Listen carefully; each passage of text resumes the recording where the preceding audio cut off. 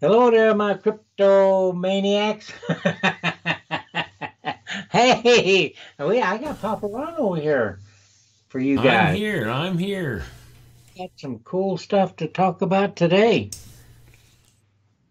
Yeah, don't we, Ron? kind of fits in with what we've been talking about, and that's how crypto is going mainstream. It It's is. the momentum's picking up, things are getting in place, and the infrastructure is being built and getting ready. So this will be used as an exchange of value. Crypto is it's headed that way. It ain't stopping. Matter of fact, Rod, let me give you a few stats. Yeah, Do hit me you with them. realize that there's 25 million Bitcoin wallet addresses out there? Mm. Oh, just Bitcoin? Yeah, and what surprises me is Ethereum has got more. Ethereum has 27 million addresses. Oh, no, I didn't know that. You know, it sounds like a lot, but compared to the population, I mean, it's still growing. Absolutely. But It's you still look, in its infancy. yeah, and then you compare it to like Ripple. I think Ripple only has like 1.2 million addresses and some of that. But and then you look at the exchanges too. Binance, which I think just started in the last 6 months or less, they have 5 million accounts already Oh, my in gosh. Binance. So they've made a pretty substantial impact Yeah. compared to Coinbase. Coinbase has 10 million accounts on their platform, people that have used or Yeah. signed up to use Coinbase. So the Yeah. industry is growing. But I want to compare that. I want to compare crypto to what's going on in our digital world today. Okay. In our digital world today, meaning people that use digital banking or accounts, I think there's $433 billion got used digitally, either spent or made payments on digitally in the year 2015 or 16. 433 billion. Of that, 46% of all those transactions were used in the form of a debit card.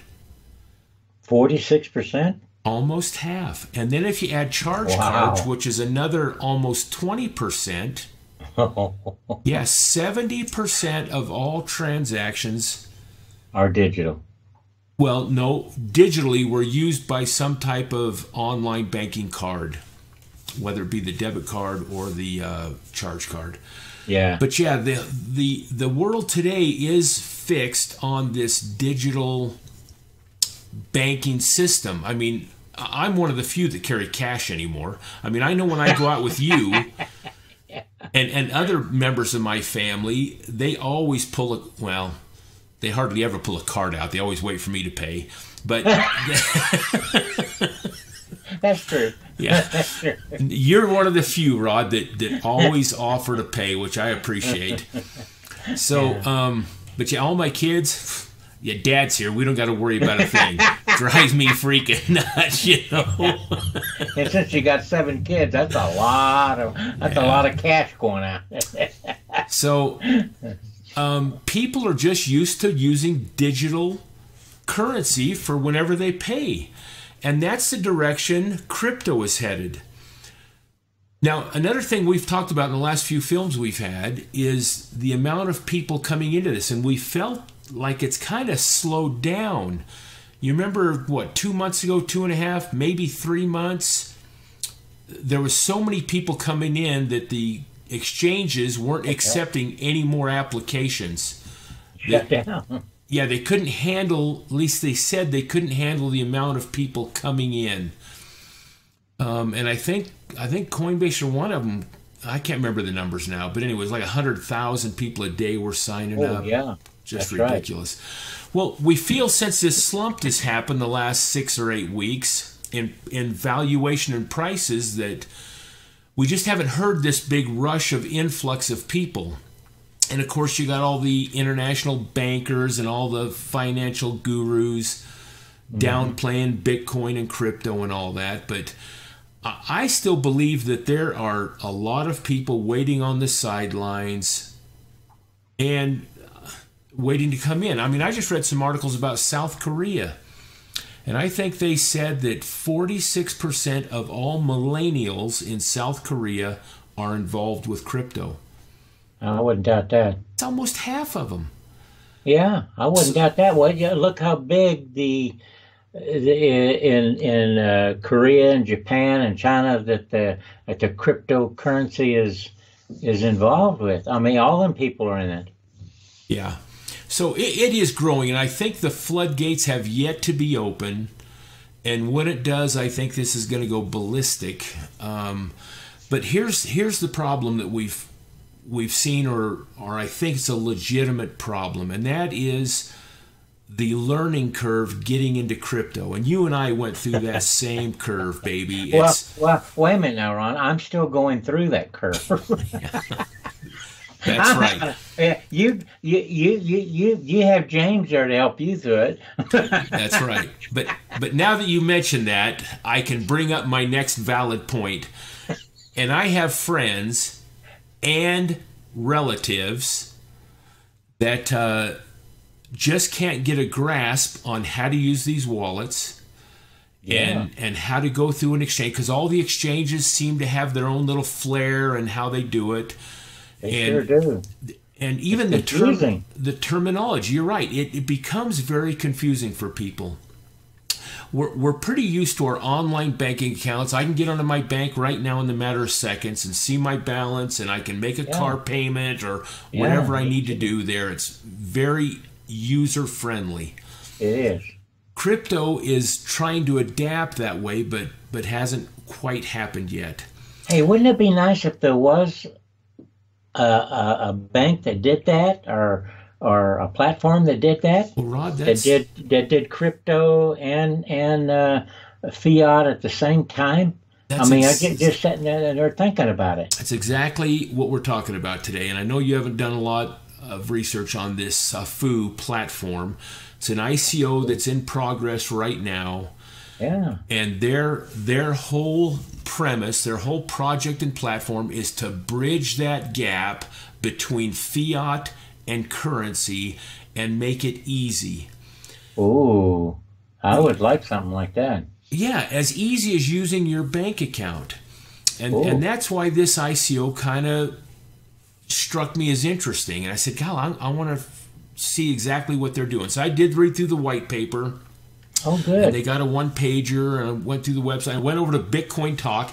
I tried to substantiate, Rod, and you know I do this. I'm kind of you're real good about going to Bitcoin, see what the chit-chat is on different things. Bitcoin Talk. And on this platform, which I think just came about at least on Bitcoin Talk in September of last year, they already have 83 pages. Now, that says something to me. It might not to you folks, but if there's been that much chit-chat on this project to get 83 pages worth of dialogue going, that says a lot. Has it all been positive? Yeah, no, there was some negative stuff, but the development team, or those that were responding to the questions and comments, I felt they had some legitimate answers. I think the biggest problem was on this. I need to rephrase that, because I didn't read all 83 pages. I read through about 5 pages worth of stuff, and I went to the most recent comments, not the ones that were back in September. I want to know what they're saying today. Sure. And a couple of them were saying that they were worried about if you had your fiat currency and your cryptocurrency in the same account, which is kind of what this project's about. You can within SAIFU, you can regulate both your crypto and your fiat. Their concern was about getting hacked, and maybe, and that's a legitimate concern. It is. Safety features. And we don't worry about that pretty much normally in the real world, because our bank accounts seem to have all that nailed. It seems to be totally secure. So there was a few comments, and like I said, and then I read what the development team had responded, and I was satisfied with that. So we'll get into that as we get looking at this project a little bit, answer that a little bit better for you. All right, thank you. But that brought legitimacy to it, to me, that it had that many comments and questions and all that. And so, and then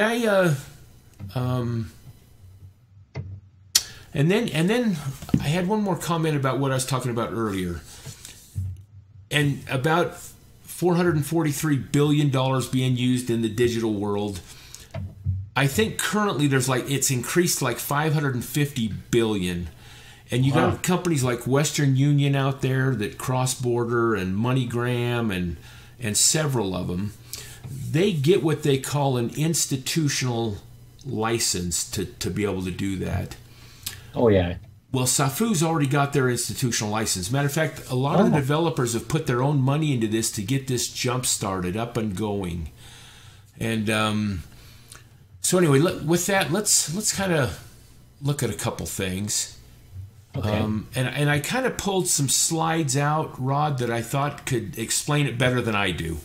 Okay. So I'd like to just go over and we'll look at that. One is, and again, folks, I hope you understand what we're talking about. SAIFU is a platform where you can use your fiat and your crypto in the same account, as easy as it is as using a bank account. Okay. And I already got off this screen again because I wanted to, I don't know if I clarified it enough or not, Rod, but there's people that are going to come into this industry that are going to struggle with wallets and exchanges and the lingo and everything else. Oh, that's true. Well, and it's with you too, and I'm not knocking you for that, Rod, but you... No, I know you're not, because I'll admit it right off the bat. Yeah, I struggle with it, because I'm always calling you to ask you about it. But if you could have something like this, to me, would be a real plus for the new people coming in. Well, sure it is. And, and to try to explain to the new people what a private key is in public, and you don't want to use your private anywhere, and then you get 12-word seed codes. It's like, what's that all about? It just takes time. So SAIFU is trying to bridge that gap and make it simpler for everybody coming in to use. So some of the benefits to the individuals, the accounts are like, they're in a bank account like, and you can use your crypto just like you would in a bank, not the wallets. Oh, okay. That makes sense. Using regular cryptocurrencies, regular fiat currency and cryptocurrencies in one place. Easy buying and selling cryptocurrencies with the best rates within your account at SAIFU. So you'll be able to, So they're kind of back like an exchange also. Kind of, and you can use your Visa and MasterCard to make those purchases. Oh. And that's what it says next. Instant cryptocurrency buying with Visa and MasterCard. Securing cryptocurrency storing. So they're just like in a bank, when you put your money in a savings account, you feel secure. They want you to also feel secure with SAIFU, that your money is safe there. And we're going to get into how they're going to kind of do that. I figured you would. Or I wouldn't be bringing it up, would I? Yeah, no. You wouldn't be. It's one of those things, I kind of throw the question out there. I already know where it's headed, so... Thank God. You can pay everywhere in cryptocurrencies with a SAIFU MasterCard linked to cryptocurrency account. So they're going to eventually you'll have a card that's also linked to your app on your phone.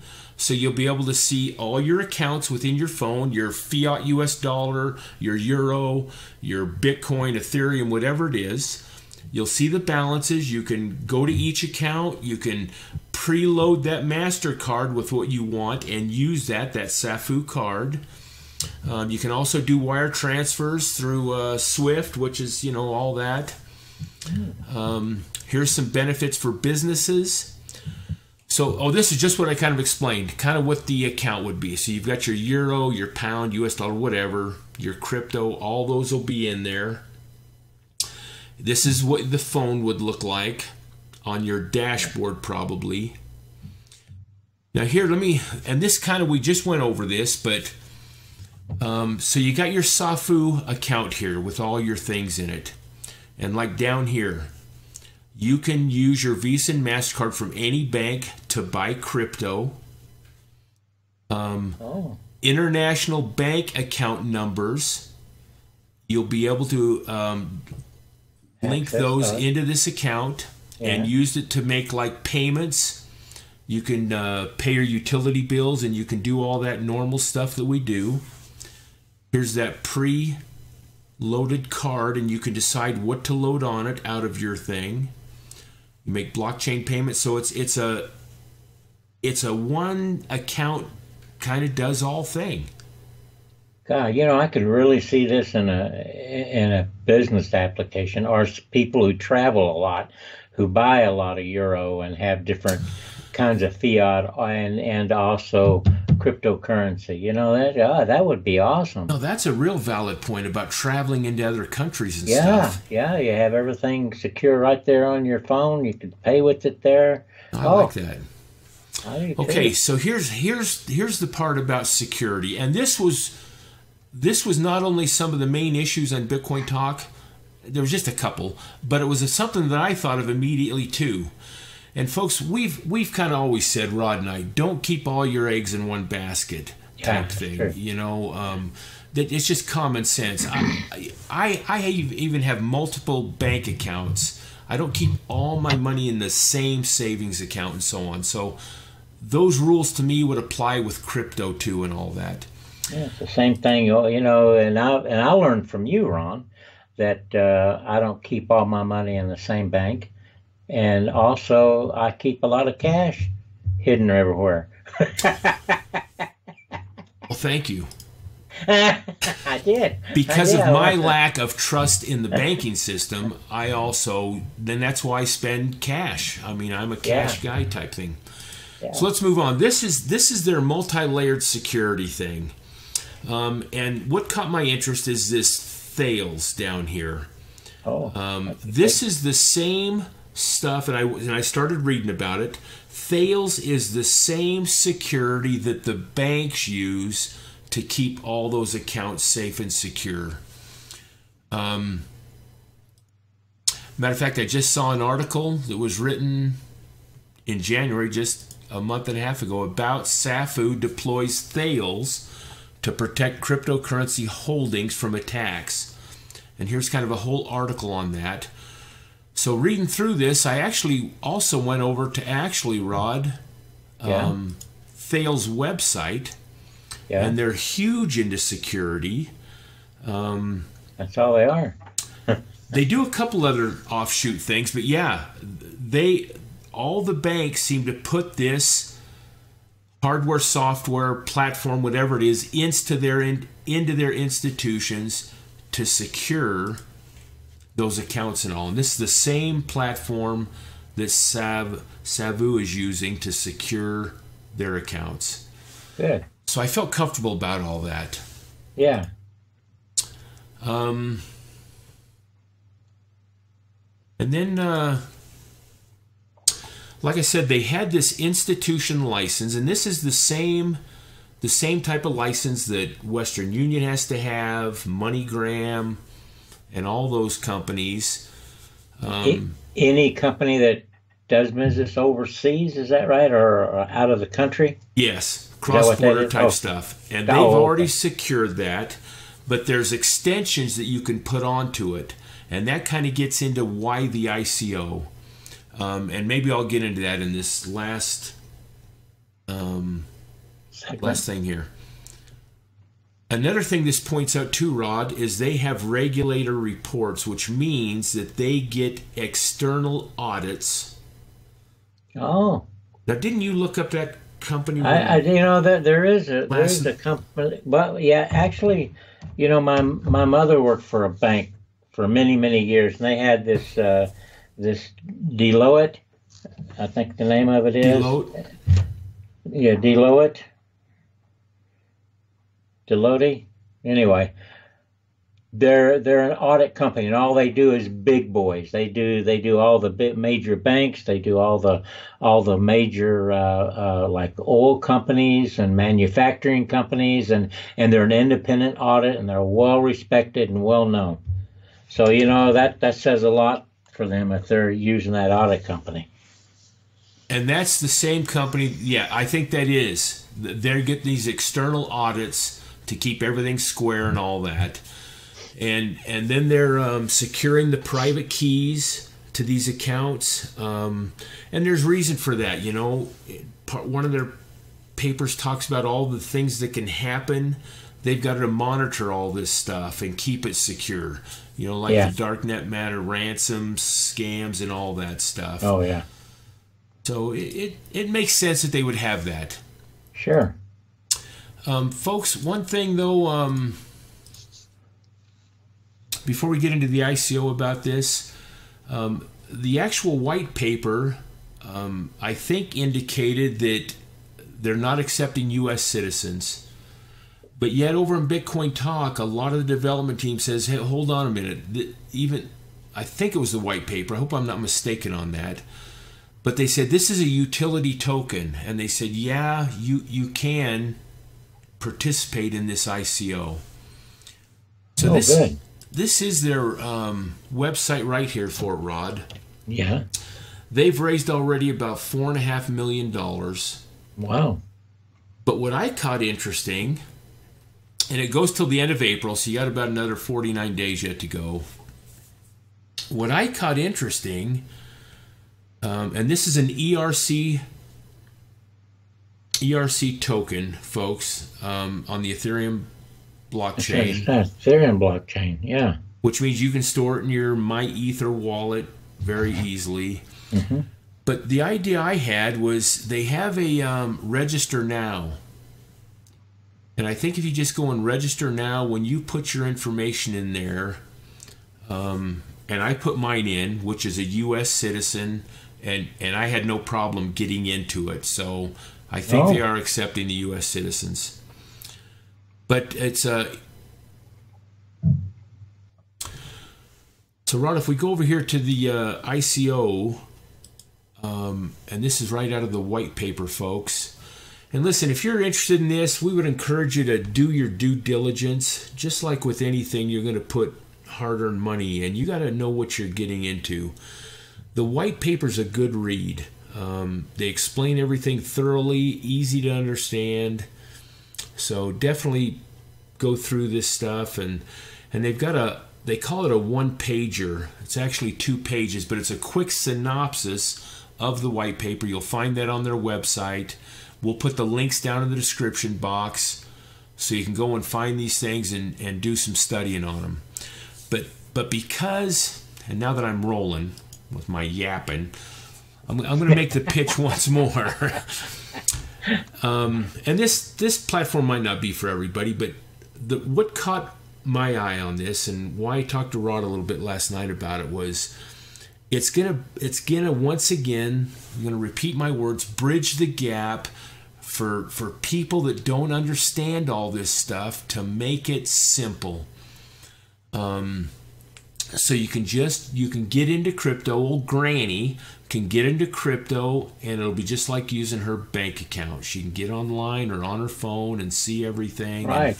It's just, these are the type of infrastructure and platform that's going to make this so people can get into it and start using it. Exactly. Yeah. This will further the crypto industry world out there. I think so. Now, folks, I mentioned already the ICO has already raised about $4.5 million, but I read some stuff over on Bitcoin Talk, and these guys have used their own money to get this up and running, and they've had a lot of private investments already come into it. And actually, I think they're up to about 22 million already, Rod, which also gave credence to me that this thing's well on its way. Anyway, here's the ICO token details. ERC20 token, we know that. They're trying to raise 49 million. and it goes to April 30th. Once SFU equals about 0.001 Bitcoin, and I think in today's market, Rod, that's under $1. It might be about 90 cents or so. Yeah, I think so. But I want to give a few more details about... Dang, it was on my mind right before we went to this page. We were talking about the adoption into the crypto world and making it easy. And I went to Bitcoin Talk. Sorry, folks, I'm trying to get my mind where it was. I just hope I'll never end up like Rod, I'm telling you. Who am I? It seems pretty solid to me. I mean, I was satisfied after reviewing everything that I think it is safe and secure. They've got everything in place to move this forward. They need $49 million. I think this is what I was going to get to. They've got to increase their institution license to go into other countries and stuff. They have an office already. I think they have 27 employees. You can read about all the development team in the white paper. They give pictures and all of what each one. It's worth looking at. But they need this to provide liquidity too, because when you go into a country and say, "Hey, we're going to function and use fiat and crypto," you got to have some liquidity to back up with what you're saying. I think, to get these local licenses and everything approved. You got to pay their governments. So this is kind of where they're headed with this. We'll put all the links you'll need to investigate in the description box and just check it out. It seems like a good platform. If you're looking for a good ICO, I would look at this one. And especially they're very well explained. They got a lot of real good information. Not only in the white pages, but the other. What am I trying to say? The one pager, the website, yeah, all that. Yeah, and you can sign up to get updates and everything. Anyway, enough about this. We just wanted to give you a heads up on this one. We think it fits in with where the industry is headed, so it might be worth looking at. Great platform, great project. And what I liked about it, Ron, is it's going to the tokens they have are being used. You're going to need those tokens to use in the SAIFU account. You know, whether you change fiat to crypto, and then anytime these tokens are used, Rod, in the platform, they're going to burn. I think it's up to 70%. 70%. Get rid of them and start bringing it down, which will increase the price. Oh yeah, increase the price. So that's they're encouraging us to hold them. That would be good. That's right. And I think I even read that they've hired a company already. So as soon as the IC's over, to get them on at least 3 exchanges pronto. And I think they listed the exchanges. I read them somewhere in the white paper, folks. Go back and investigate that. But they're serious about it, so they're moving forward. I think they're going to have this thing in the roadmap. They even talked about having this thing go live for the public and everything in the second half of 2018. Oh yeah, they did. So it's not like you got to wait a year and a half out. They're pretty close to making this thing realistic. So they want to get with it. You know what I found interesting too? You can buy it with Bitcoin, Ethereum, Litecoin, Bitcoin Cash, Doge, and the U.S. dollar. All on the ICO. You can even use U.S. dollars to purchase these if you want to get involved. That's right. So, I like it. Me too. It's a great platform. We're waiting on you, Rod. Oh, sorry. Give us a thumbs up. Oh, you usually say. He wants me to clue him in, like, well, folks, thanks for watching. Yeah, that's right. He's got to give me a clue, or I go right over my head. You know. God damn. I got to find me a new sidekick.